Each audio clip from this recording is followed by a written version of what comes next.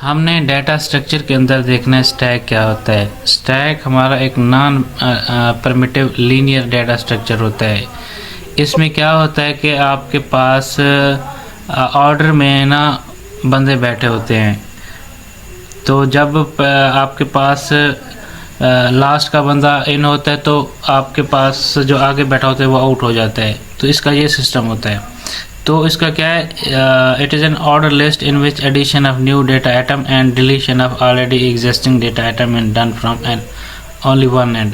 कि आपके पास जब कोई न्यू डेटा आइटम आता है तो जो ऑलरेडी बैठा होता है आगे लाइन के अंदर, तो जब कोई आपके पास पीछे से कोई न्यू डेटा आएगा या कोई न्यू बंदा आएगा तो आगे वाला वो डिलीट हो जाएगा। तो इसे कहते हैं पॉप्स एंड पुश करना। पॉप्स एंड पुश, आपके पास एक डेटा आया यहाँ पे 5 वाली जगह पे, ठीक है, ऑलरेडी ये बंदे बैठे हुए थे। जब वो 5 की जगह पे एंटर होगा तो जो 0 पे बैठा होगा वो ऑलरेडी आउट हो जाएगा, निकल जाएगा। इसका एक स्टैक की तरह इसमें बंदे बैठे होते हैं, पुश एंड पॉप्स हो रहे होते हैं। इसको हम, इसका जो रूल होता है इसको कहते हैं last in fast out.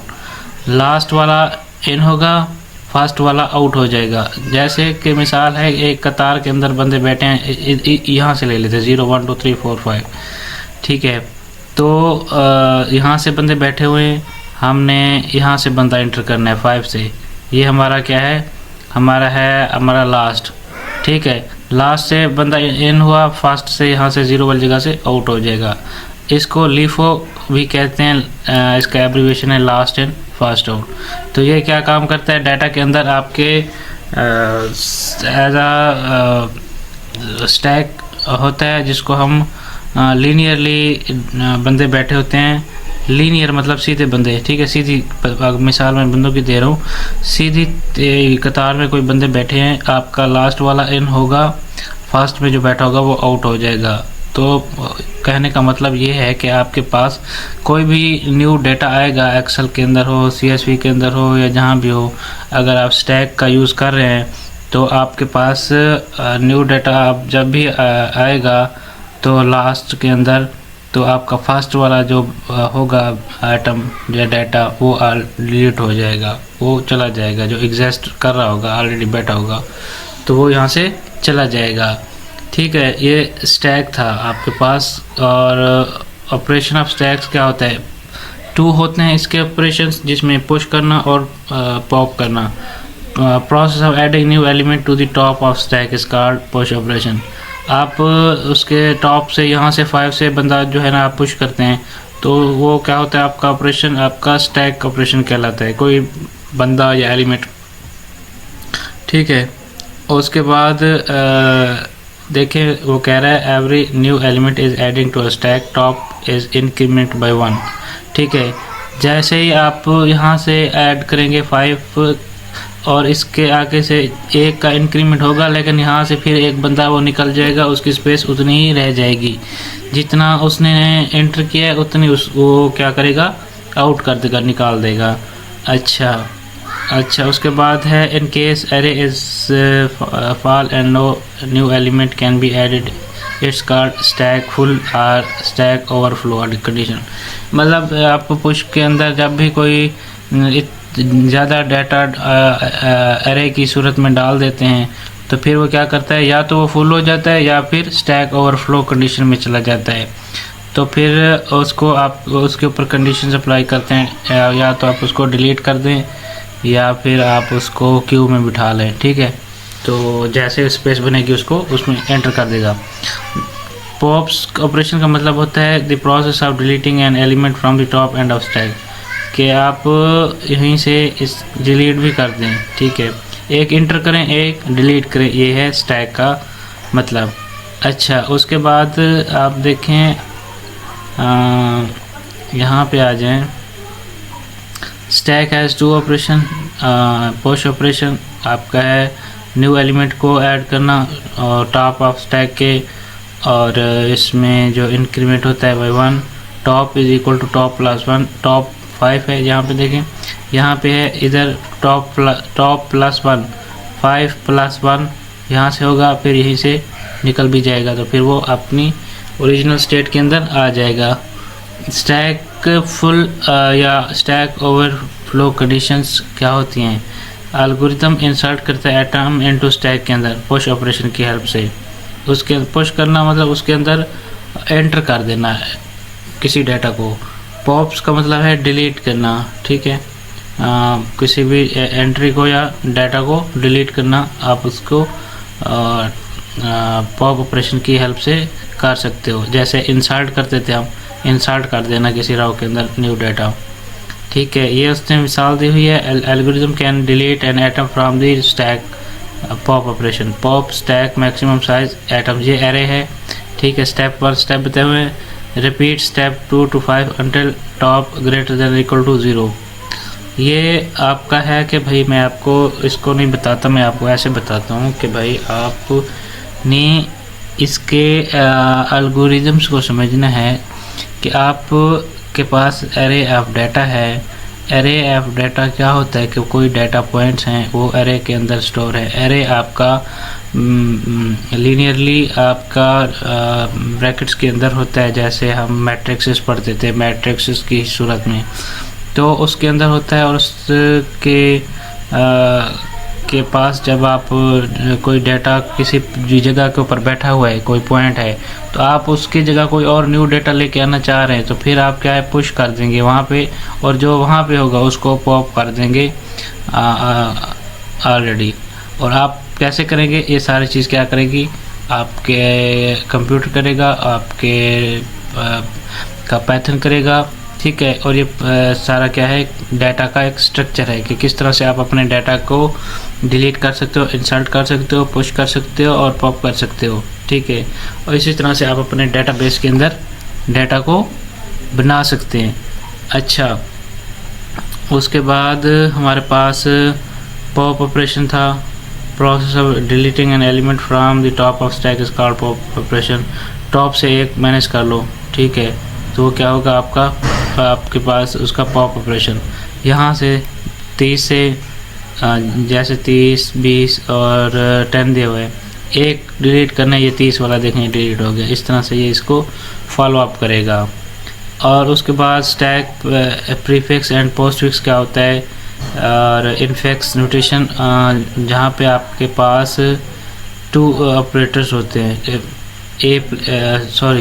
Between the operators के दरमियान में आपके पास ऑपरेंड जब अपना प्रीफिक्स शो करवा रहे हो या पोस्टफिक्स या इनफिक्स नोटेशन की हेल्प से, तो आप उसको ऑपरेटर्स की हेल्प से लिख सकते हैं ऑपरेंड के दरमियान। ये ए एंड बी ऑपरेंड हैं, और प्लस वाला आपका क्या है, ऑपरेटर है, एज अ ऑपरेटर यूज़ हो सकता है। प्रीफिक्स आपकी रोटेशन होती है जो आपके ऑपरेंड से पहले हो, ठीक है। तो this operator is written before the operand. A plus B आपका ऑपरेंड है और उससे पहले जो है उसका आपका प्रीफिक्स है पहले। पोस्ट फिक्स ये होता है कि आपके ऑपरेंड के बाद। प्रीफिक्स का मतलब है पहले, पोस्ट फिक्स का मतलब है बाद में। अच्छा, उसके बाद ये उसकी एग्जांपल है, हमें नहीं समझनी ये चीज़ें, ठीक है। और इसको भी नहीं करना हमने, हमारे पास आता है। अब नेक्स्ट क्यों होगा, हम आगे देखते हैं, यहाँ पे आते हैं। इसके बाद हमारा है नेस्टेड कंडीशन, ठीक है, हम इसको देखते हैं। नेस्टेड कंडीशन क्या है हमारे पास, ठीक है। हमारे पास है जी, अब नेस्टेड कंडीशन क्या होती है, कंडीशन के पाइथन के अंदर कंडीशन के अंदर कंडीशन इम्प्लीमेंट कर देना, उसको आप क्या कहते हैं, नेस्टेड कंडीशन। नेस्टेड लूप्स भी आएंगे। नेस्टेड का मतलब यही होता है कि एक कंडीशन या एक प्रोग्राम के अंदर आप कंडीशन बाय कंडीशन अप्लाई कर दें, एक या एक से ज़्यादा, तो उसको आप क्या कहते हैं, नेस्टेड कंडीशन। आपके पास नेस्टेड लूप भी आएंगे, जो आपके लूप के अंदर लूप लगे हुए होंगे, उसको आप क्या कहेंगे, नेस्टेड लूप। तो आपके पास इसका जो है सिंटैक्स क्या है, आप किस तरह से इसको कोड कर सकते हो। तो उसके लिए आपको पास कंडीशन 1 होगी, 2 होगी, स्टेटमेंट एल्स स्टेटमेंट, मतलब आपका कंडीशन के साथ कंडीशंस ही इम्प्लीमेंट हुई होंगी जिससे कि हेल्प से आप अपने प्रॉब्लम को जस्टिफाई कर सकते हैं। ठीक है, इसकी हेल्प से आप पाइथन के अंदर डिसीजन बना सकते हैं मल्टीपल स्टेज के अंदर कि अगर ये चीज़ हो रही है तो ये करे, अगर ये नहीं हो रही तो फिर ये करे, अगर हमें ये चाहिए, अगर इस जगह पे हमारा प्रॉब्लम सेटिस्फाई हो रहा है तो ये चीज़ प्रिंट कर दे। इस तरह से क्या है, कंडीशन के अंदर कंडीशन लगी होंगी। आप देखें ज़रा, age is equal to 20 has ID is equal to true, कह रहा है if age greater than and equal to 18, if has id print entry allowed, else print bring id या else under age। मतलब उसने कंडीशंस में हमें बताया कि अगर आपके पास आपकी एज 18 से अबव है तो वो फ़ौरन चेक करे वो अपना सेल्फ कोड और उसको करे कि एंट्री अलाउड है, आप जा सकते हैं। अगर आपके पास नहीं है, एल्स इसी कंडीशन के अंदर आपके पास एज आपकी 18 नहीं है तो वो प्रिंट कर दे कि भाई अपनी आप आईडी साथ लाओ, एल्स या फिर आप 18 से कम हैं। तो ये करने का मकसद यही था कि जब आप किसी ऐसे डिपार्टमेंट में जाते हैं तो फिर वहाँ पे सारा डिजिटल सिस्टम होता है, तो उसमें बहुत सारी कंडीशंस लगी होती हैं, या फिर आप किसी स्टोर पे जाते हैं तो कुछ चीज़ें परचेज करते हैं तो फिर उस पर कंडीशंस आ रही होती हैं कि इतना आपके पास डिस्काउंट है, ये है वो है। तो उसके अंदर आपके पास जब आप कहीं जाते हैं तो फिर वो आपसे पूछते हैं कि आपने कहाँ जाना है, किधर जाना है, या फिर टर्म्स एंड कंडीशंस होती हैं कि ये बंदे अगर इनकी एज इतनी हो, इनका जो है ना नाम ये हो इस तरह से हो तो इनको अलाउ करे, अदरवाइज़ बाकियों को अलाउ ना करे। तो फिर ये सारा एक ऑनलाइन सिस्टम होता है जो इन चीज़ों को हैंडल कर रहा होता है। ठीक है, उसके बाद हमारे पास उसकी हमने आगे प्रोजेक्ट देखा था कि हमने करना है, ग्रेड कैलकुलेटर प्रोजेक्ट था। तो उसमें ये था, रूल्स ये था कि भाई अगर 90 और 100 के दरमियान में हो तो आप 100 ए प्लस से प्रिंट करो, 80 और 89 के दरमियान हो तो ए, 70 और 79 के दरमियान हो तो बी, मतलब इसके दरमियान हो तो आपको सी करना चाहिए, डी और 50 से बिलो हो तो मतलब एक आम बंदे को भी पता होता है कि आपके पास ग्रेड्स के हिसाब से आप उसको पास एंड फेल करते हैं। तो कोड क्या था आपके पास, आपने कोड किस तरह करना है, एक आपने वेरिएबल ले लेना है, कोई भी ले लें, ज़रूरी नहीं है कि ये मार्क्स है तो मार्क्स ही लें।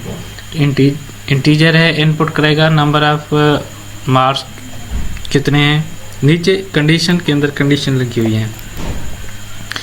इफ़ नंबर, यहाँ पे मैं नंबर लिखता हूँ, मैं कहता हूँ ये नंबर है, if number greater than equal to 0 and number less than equal to 100, मतलब 0 से बड़े हैं और 100 से कम हैं। तो if number greater than equal to 90, अगर 90 से भी अबव है तो फिर ए प्लस प्रिंट करें, else marks greater than equal to 80, अगर 80 से अबव है तो फिर ए प्रिंट करें। यहाँ पे देखें 80 और 89 के दरमियान रूल है ये। ठीक है, ये कंडीशन इफ एल्स की लगी हुई है। उसके बाद आपके पास 60 इस तरह से ये करेगा, और अगर आपके पास 50 से बिलो है तो वो क्या करे, फेल। अगर आप कोई ऐसा डिजिट्स या नंबर प्रिंट कर देते हैं तो फिर वो क्या करेगा, इनवैलिड कर देगा और इसको इनवैलिड मार्क्स कर देगा। ये तो एक थी सिंपल लॉजिक कि आपने किस तरह से इसको हैंडल करना है। और इस पाइथन के अंदर ये एक सिंपल चीज़ें हैं, इसको आपने समझना है। ठीक है, ये हमने एग्जांपल देखी थी और उसके बाद ये मैंने आपके साथ शेयर किया कंडीशन। मैं आपको अब रिवाइज कराता हूँ और उसके बाद हम कल पढ़ेंगे लॉजिकल ऑपरेटर क्या होते हैं, जिसमें हमारे पास हमने पढ़ा था फिज़िक्स के अंदर एंड और नॉर ऑपरेशन। तो ये वही लॉजिकल ऑपरेटर्स होते हैं जिनकी हेल्प से आप अपने प्रॉब्लम को जस्टिफाई कर सकते हैं। ठीक है, और आप उसको क्लेरिफाई कर सकते हैं। तो इधर आते हैं, हम क्यू पढ़ते हैं साथ में। क्यू क्या है, क्यू हमारा नॉन लीनियर डेटा है।